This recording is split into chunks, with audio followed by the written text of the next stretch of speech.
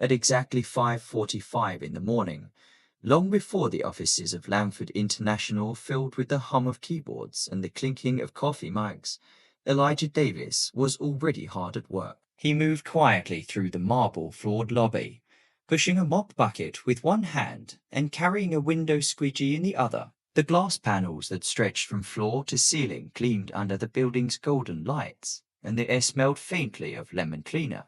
No one ever commented on it, but the lobby always looked perfect. Because Elijah made it so, most employees didn't know his name. They called him M, short for maintenance, a label that was easier to say and easier to forget. No one had ever asked him who he really was. Not that it mattered. To them, he was just part of the background, same as the carpet or the potted plants. Always there, always quiet, never important. Lamford International was a place that worshipped image. Its walls were lined with inspirational quotes in multiple languages. Innovation, integration, integrity. The building had sleek elevators, fingerprint access to top floors, and an in-house CAF that served oatmeal cappuccinos for $6.75. But beneath the surface, the corporate culture was rigid and steeped in quiet prejudice. Everyone smiled, nodded, and used the right buzzwords, but the invisible rules were clear. Suits talked to suits, assistants stayed in their lane, and janitors, they were just shadows with ID cards. Elijah had worked this job for nearly 4 years. His bat beeped like everyone else's, but unlike the others, he was invisible. Not because he was unremarkable, but because no one dared to imagine that someone like him, black and in uniform, could be anything else. It wasn't hatred. That would have required acknowledging him. It was indifference. And indifference cuts deeper than insult. At 8 o'clock sharp, Robert Lamford stepped into the building, tall, lean, dressed in a tailored navy suit with a red silk tie that screamed precision. His shoes, Italian leather, clicked across the floor with purpose. A Harvard ring flashed from his finger when he waved at the receptionist, though he didn't smile. Robert was a man who'd been told since childhood that he would lead, and he did, ruthlessly, this morning. He called an executive meeting on the 18th floor. Everyone important was there: strategists, board members, heads of international development. Behind the sleek glass wall, Elijah could see them nodding and jotting notes as Robert stood at the head of the table. "We're expanding," Robert said, voice steady and rehearsed. 9 international markets: Asia, South America, Europe. We need communication pipelines, real-time translation, and world-class cultural consultants. This can't fail. We move now, or someone else takes our space. The room erupted in polite clapping. Someone murmured visionary, another scribbled linguistic assets into their notebook. No one noticed the man cleaning the glass behind them. Later that afternoon, Elijah stepped into the staff elevator with his mop bucket and cleaning supplies. 3 junior analysts, 2 men and 1 woman, were already inside, deep in conversation. They were speaking rapid-fire Spanish, laughing too loudly and saying things they shouldn't have. One of them mocked the CEO's fake smile. Another joked about layoffs in the lower departments, and the third made a crude remark about a client's accent. They didn't notice Elijah. Why would they? He was just the janitor. But as the elevator neared the 12th floor, Elijah spoke. His voice was calm, clear, and flawless in tone. Cuidado, a las paredes tienen oídos, y a veces entienden más de lo que piensas. The laughter stopped instantly. All 3 turned toward him, stunned. One of the men blinked, then asked, "You speak Spanish?" Elijah didn't answer right away. He smiled just enough to be polite and said in English, "Have a good day, gentlemen." When the elevator doors opened, he stepped out without another word. The silence hung in the air long after he left. None of them mentioned it again, pretended it didn't happen. One even joked nervously later, "Guess M watches a lot of Netflix." But the look in their eyes told a different story: uncertainty, discomfort, and something else. Fear that they'd misjudged someone they thought they understood. That evening, as the building emptied and the sun dipped below the skyline, Elijah was still there. He moved from floor to floor with the same quiet precision, wiping down surfaces and resetting chairs. In his backpack were 3 worn books: a French novel, a Russian grammar workbook, and a set of Arabic flashcards. No one saw him slip into the break room for a moment to scribble notes in a small leather notebook. No one heard the way he whispered vocabulary to himself, testing pronunciation like a scientist refining an experiment. To them, Elijah was still the help, but he had always been something more, and soon their truth would no longer be so easy to ignore. By the end of the week, whispers had started. IT began with the elevator story. The three analysts who'd witnessed Elijah speaking fluent Spanish hadn't said much, but word traveled quickly in office hallways, muffled, skeptical, but persistent. You mean the janitor? No way. Maybe he memorized a phrase or two. Probably just a fluke. Most dismissed it, unwilling to consider the possibility that someone who scrubbed their coffee stains could also decode conjugations and dialects. But then came the French. It happened during a maintenance issue on the executive floor. A subcontractor named Pierre, flown in from Marseille to deal with a technical problem in the HVAC system, was struggling with the staff. His English was poor. Frustrated and half shouting, he waved his arms at a confused technician until Elijah, who had been quietly wiping down the glass dust behind them, stepped forward.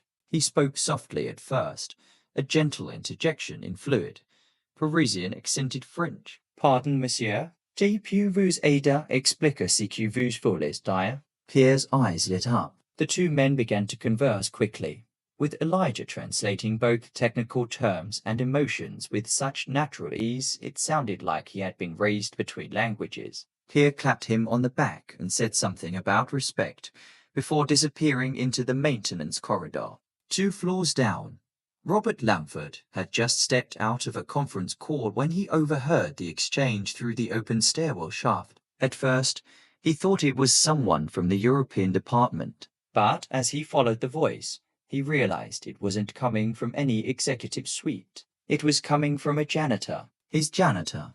Robert paused at the top of the stairs, watching Elijah from behind the glass wall as he shook hands with Pierre and returned to cleaning the window without a second glance. The CEO said nothing then, just observed, but the seed had been planted. The next morning, Elijah was asked to report to hour. The email was oddly formal.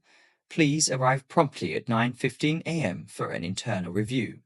He didn't ask why. He didn't need to.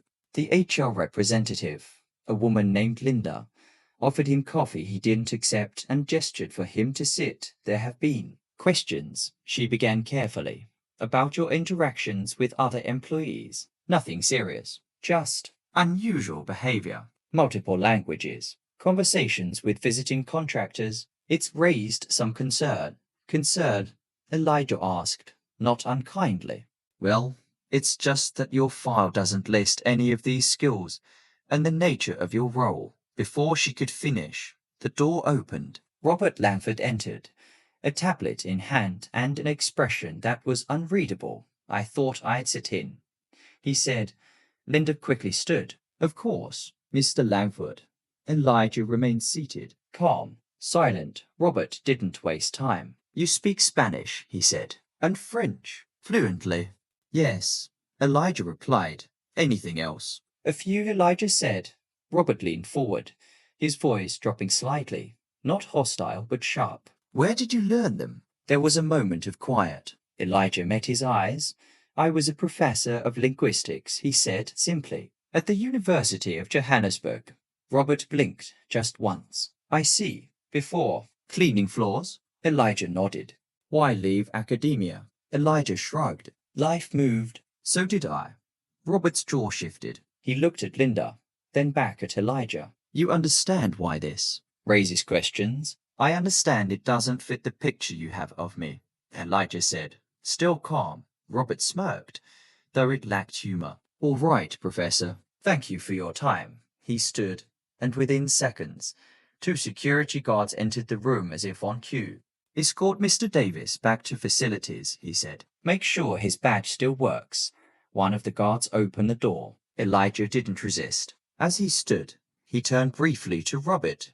People don't stop being who they are, Mr. Lamford. They just stop being seen. Robert didn't respond, just stared after him as the door shut. Back in the janitor's closet, Elijah picked up his cleaning cart. The fluorescent lights flickered slightly above him. The hallway outside buzzed with normalcy chatter. Footsteps. Elevator dings. But the story had already begun to change. People were starting to talk, and the CEO had started to listen. Monday morning began with rain. Heavy, cold rain that clung to the glass walls of Langford International like a warning. Inside, the mood was no better. Tension buzzed in the upper floors like static. Phones rang without pause. Assistants scurried between departments, and executives checked their watches every 2 minutes. Something was wrong. Everyone felt it. At 10:22 a.m., Robert Langford stood at the center of the 18th floor conference room, staring at a row of empty chairs across a long polished table. Each chair represented a key stakeholder from the company's 9-country expansion initiative: Japan, Germany, Brazil, Russia, Egypt, China, France, South Korea, and Spain. On the other side of the screen, a row of video feeds was already live, faces flickering in and out of clarity as interpreters scrambled behind the scenes to coordinate simultaneous translation. Except the interpreters weren't coming. Robert had received the call 5 minutes earlier. A transportation mix-up, a health emergency, and a strike in Barcelona. Whatever the reasons, the results were the same. Every language interpreter for the high-stakes global deal had backed out. "We can't delay," said Clara Barnes, the senior project director. "3 of the partners are dialing in from time zones that are already past midnight. If we reschedule, we risk losing the momentum." "Momentum?" Robert said, his voice rising. "We'll lose funding and credibility, and probably the goddamn Japanese contract." His hands clenched the edge of the table. The room, filled with analysts, translators, and legal counsel, was quiet. No one had a solution. No one had even a suggestion. Then Clara spoke again, hesitantly. There might be one option. Robert turned, eyes sharp. "What?" She glanced at the hallway. "The janitor, Elijah. Last week, he spoke to Pierre in fluent French, and to those analysts in Spanish. And I remember once, months ago, I heard him helping a last Japanese executive in the parking garage. I thought it was a fluke back then. But now..." Robert stared at her, baffled. "You want me to bring in the janitor to translate an international deal worth over $400 million? Clara didn't blink. "Did we have another choice?" 5 minutes later, Elijah Davis was wiping a glass panel on the 12th floor when the elevator doors slid open and Clara stepped out.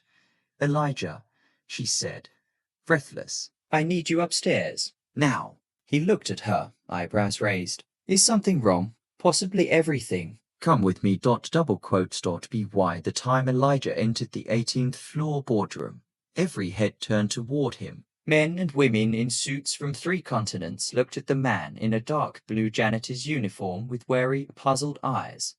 Robert stood with his arms crossed. "Jaw tight. This is your call, Clara," he said flatly. "Let's see what happens."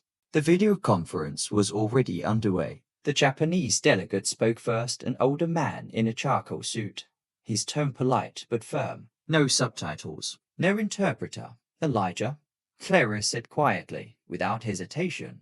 Elijah stepped forward, bowed slightly, and responded in flawless Japanese. His accent was sharp and authentic, his choice of formal phrasing impeccable. The Japanese delegate's eyes widened in surprise and approval. He nodded and smiled.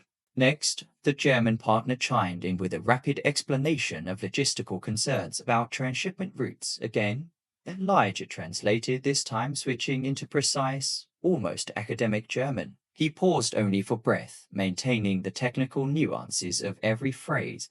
The Russian delegate interjected, somewhat skeptically. Elijah turned, didn't flinch, and delivered a fluid translation in Russian with the calm confidence of someone who had once lectured on Slavic etymology.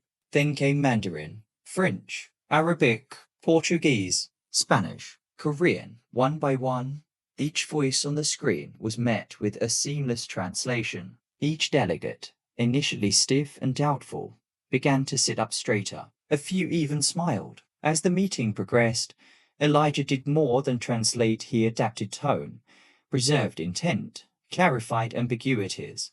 When anh possession the representative use anh control metaphor, elegance from it for thecation delegat in anh way that makes sense to them. Nakisi would the meaning. For to funosi, elegant si to that head up the zoom not ac anh gần not đến bắt ac the kisi tone up the interpretation. The border zoom osi salon van the conen đất. Even the condition sin to hasi. 1b1, the executive look on at each other, then as a but, no one spoke. No one dared to visit the pen. Robert sat down slowly in his chair. He stared at the polished table for a long moment, then up at Elijah. Where did you learn all of that? He asked again, this time with no sarcasm, just quiet disbelief. Elijah gave the same answer as before.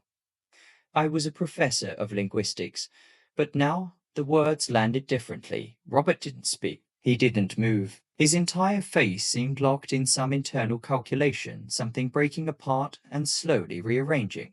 Years of assumptions, of power dynamics, of unspoken bias and lazy thinking splintering under the weight of one undeniable truth. The janitor had just saved the company.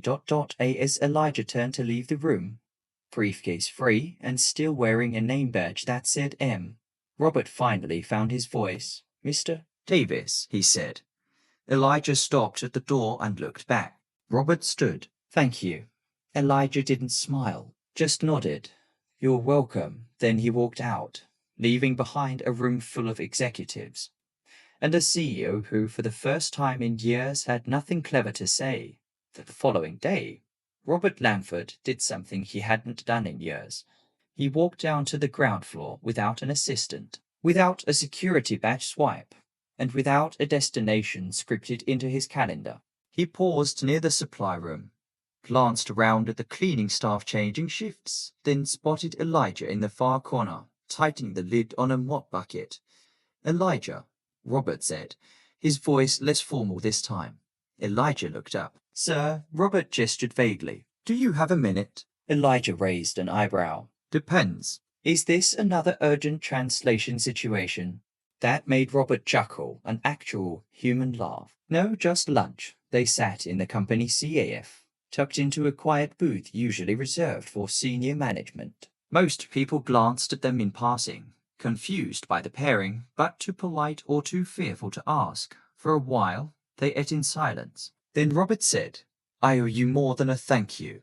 Elijah didn't answer right away. He took a sip of coffee, then placed the cup down carefully. You owe yourself more than an apology, he said, not with bitterness, but with weight. Robert leaned forward. I want to understand. I need to. What happened? How does someone go from being a professor to... He caught himself to mopping floors in Midtown. Elijah looked out the window. Rain again, tapping against the glass.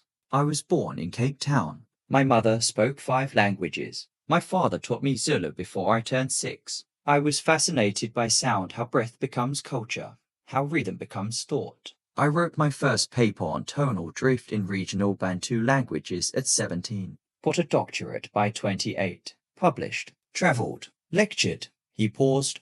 Then my wife got sick. A rare condition, treatable if you caught it early. But the local hospital delayed her scans 3 times. When we finally got the referral, it was too late. I overheard the nurse whisper it wasn't worth the cost for a woman like her. Robert closed his eyes. Jesus. I moved to the US with our daughter. I thought maybe I could start over. Universities promised interviews but never called back. A man in a suit once told me I was overqualified to teach beginners. Another said my accent might be confusing for undergraduates. I stopped applying, took the night shift, raised my daughter, watched the world go by. Robert said nothing. Elijah turned to him. The problem isn't that you didn't know. It's that you never bothered to ask. Not just me, any of us. You built a company with 9 languages, but never wondered what stories were mopped off the floor each night. Upstairs, Clara had already begun doing what Robert hadn't. She pulled Elijah's old CV from the back office records, tracked down archive journals, even found a video of him speaking at a global linguistics symposium from 10 years ago. He hadn't just been a professor, he'd been world-class.bypm. Robert called an emergency all-hands meeting. Employees gathered in the large auditorium. murmuring among themselves as the CEO stepped up to the MIC. No one expected what came next. "I want to tell you a story," Robert began. He told them about the meeting that nearly failed, the janitor who had saved it, and the truth they had all failed to see. He didn't say it with guilt-mongering or theatrics, just honesty, and it stunned the room into silence. "You all know Elijah Davis," he said. "You call him M in the hallway. You probably never ask his last name. You might not even know his first." He paused, scanning the crowd. "Yesterday, he translated between 9 world powers in real time. Today, I learned he was once a global scholar, and every day for the past 5 years, he's walked past us ignored, underestimated, unseen." He took a breath. "This company prides itself on global reach. But if we can't recognize brilliance at our own doorstep, we are nothing more than a glass tower of arrogance." Murmurs filled the room. "This isn't about pity. Elijah doesn't want that. It's about vision and responsibility. Starting today, we restructure not just our teams but our culture. Everyone from intern to executive will be evaluated on how they listen, not just how they speak. Titles will not outshine contributions, and talent will no longer wear invisible uniforms." When he finished, there was no applause, just stillness, a silence deeper than noise. Outside, Elijah was back on the 8th floor, cleaning the edge of a window pane. He didn't hear the speech. He didn't need to. Change doesn't start with words. It starts when people finally look each other in the eye. That day, someone finally did. A week later, a formal announcement was made. In the grand conference hall, the same one where Elijah had once stood as a silent witness with a mop in his hand, Robert Langford stepped to the podium again, this time with someone standing beside him. "Elijah Davis," Robert said, his voice clear, proud, and humble, "is no longer just part of our cleaning staff. Starting today, he is our new Director of Linguistic and Cultural Integration." Gasps, followed by a slow ripple of applause, filled the room. Elijah didn't smile with arrogance. He nodded, then stepped forward, his posture steady, calm, but his eyes shining. "I don't need a title to know who I am," Elijah began. "But sometimes titles help open the ears of those who have forgotten how to listen." He paused.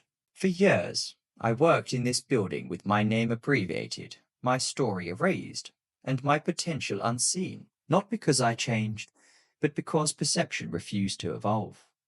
He scanned the room, not to judge, but to reach. "I'm not here because I spoke 9 languages. I'm here because, finally, someone listened. What I want is not to be admired, but for others to be noticed before they have to save a room full of executives to earn it." There was silence again, a deep, reflective one. "You see, dignity isn't a privilege, it's a right. And the worth of a human being should never be measured by the shine of their shoes or the floor they stand on." The applause came slow but strong, genuine and thunderous. Over the next few months, things changed. The company launched an internal mentorship program pairing janitors, cafeteria workers, and security staff with departments across the organization. Employees of all levels were required to spend a week shadowing a team they'd never interacted with. Hiring practices were restructured to prioritize experience, life stories, and multilingualism, not just degrees from a narrow list of universities. Elijah's story hit the media like wildfire, from mob to management. The man who spoke 9 languages no one heard. Read the New York Times headline. Podcasts, talk shows, and morning news circuits all picked up his name. Not for scandal, but for inspiration.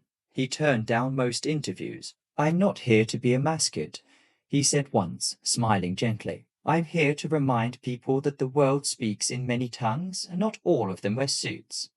The one moment that moved him most didn't come from a CEO, or a journalist, or a viral post. It came from a simple letter. It was handwritten, scrawled in blue ink, folded carefully, and delivered in a plain envelope. "Dear Mr. Elijah," it read, "My name is Jamal. I go to Edison Middle School. We watched your video in class. I didn't know people like me could be professors. I didn't know people like me could matter that much. When I grow up, I want to learn languages too. Thank you for not giving up, even when nobody saw you. Now I see me. Elijah folded the letter and placed it in the inside pocket of his coat. That day, he visited the school. He didn't walk in wearing a suit. He didn't carry a PowerPoint.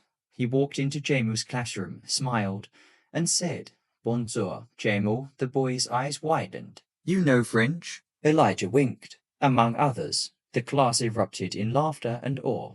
Elijah spent the next hour not lecturing, but listening. He asked the kids what languages they wanted to learn. He taught them to say hello in 9 different ways. But most importantly, he told them what no one had told him at their age. You matter. Before you prove anything to the world, before you earn a title, before anyone recognizes your worth, you matter.